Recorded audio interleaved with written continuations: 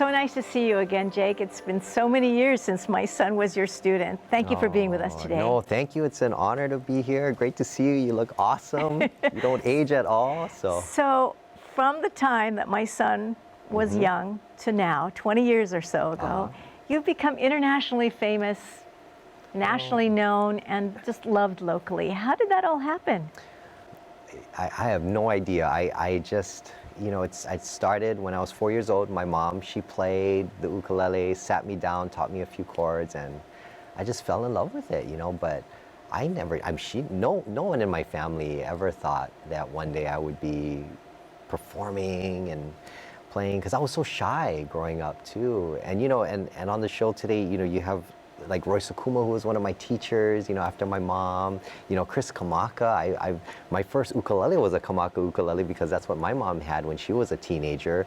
So, and then you have Kimo Hussey, who was also a huge influence for me. So I feel like being here, I'm just, you know, my three mentors are all here today. So it's kind of a special, I don't know, it's an honor to really, truly an honor to be here. So it's really because of my mom and just the support of my family and just meeting good people, you know, along the way that kept me focused, gave me opportunities. And when you're playing, you know, I mean, it's so you, but the audience is cheering, you know, I mean, you have a way of connecting with people because not only of how you play, but who you are. How has ukulele affected you that way? Yeah, I got my first taste of performance, of performing when I was a student at Kaimuki High School. The beginning of the school year assembly, there was a little talent portion, and each grade level had to select a representative. So, you know, as an incoming freshman, everyone's too shy, right, to go. But then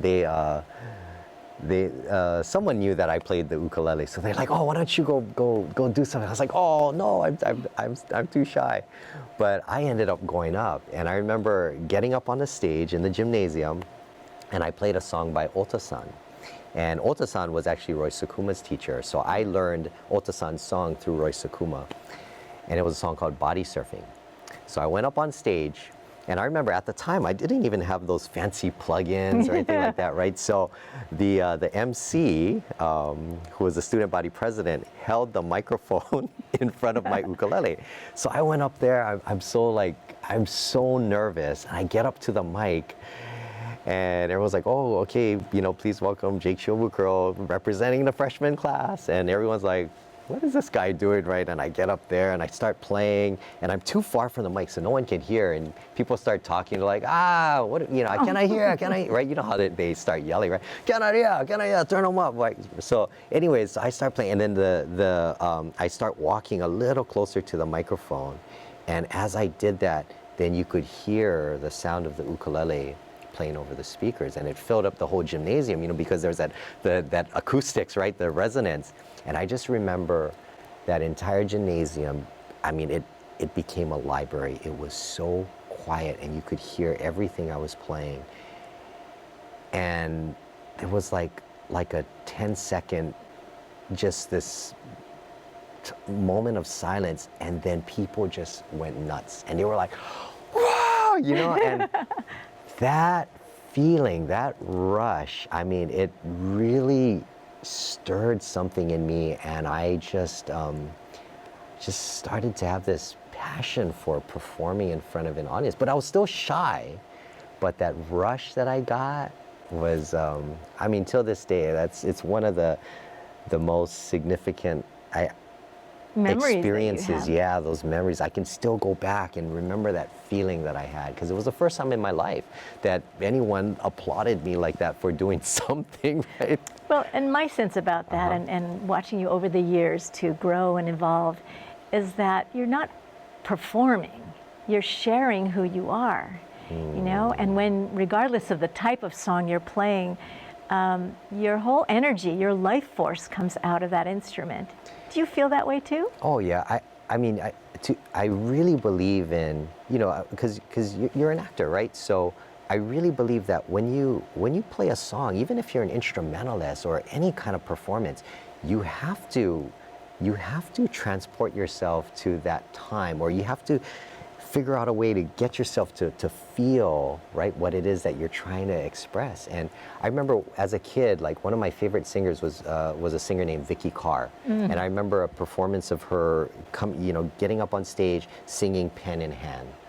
And I mean, halfway through the show, halfway through the song, she's in tears, she's singing, her voice is just, I mean, by the end of the song, you're crying. I mean, you're like bawling your eyes out watching this performance, and you feel like she's just living that moment and going through that divorce, and and just you see her with the daughter and combing her hair and all that, and it's so heartbreaking.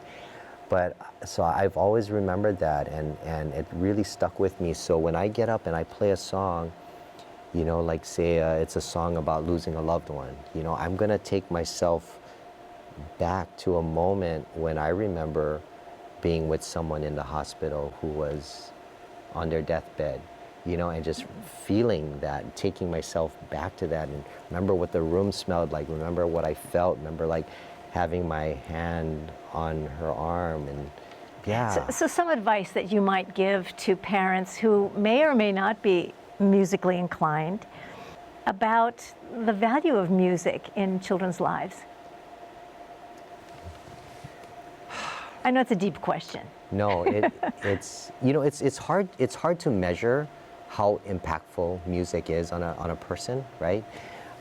But if you look at a lot of like very successful people in life, or people who have excelled in whatever field that they're doing, even if we think it's completely non-music related, most of the time they have played an instrument. They grew up learning some kind of instrument, or they played in orchestra, they played in band, because there's something about those experiences and going through that experience. You learn you learn how to interact with other people. You learn your role in a group. You learn what dedication and hard work is. You learn how to be so frustrated, but you just keep practicing, and you keep going, and then when you can do it and you're able to play it, that feeling that you get, right? It's addictive. So then you start applying that in everything, right, in your life. Like when you hit a wall, you're not just gonna, oh, it's too hard, I'm gonna give up. No, like learning an instrument or learning an art form, man, it teaches you grit, right? So you get out there and you're gonna work and work and work and work and be stubborn about it until you can do it. And once you can do it, that feeling. And then you have the joy of success. And that's where the joy comes from, right? Because it's that problem solving. Like I'm up against this wall, but I'm gonna get over this wall, and you get through it, and that's where the joy comes from. That's where the happiness comes from. That feeling of accomplishment, right? You did something. You feel like you I don't know. You're just happy. you are. You are. So in this joyful season, parting words for our viewing audience. I mean, it's been a crazy year, right? But I want to encourage you, especially like all the parents out there, that the kids that are watching, find your passion. I love telling people, find your passion. Don't be afraid to work hard at it. Don't be afraid to put your whole self into it. Don't be afraid to make mistakes, and try to always strive to be the best that you can be. That's what my mom said. My mom always told me, I don't care what you do in life, as long as you strive to be the best at whatever it is that you want to do. And I'm going to add in closing, and do what you love. Yeah. Just like you. Thank you so much for joining us today, and we're going to look forward to hearing a lot more about you as the years go on. Okay. Yeah. Aloha. Thank you so much.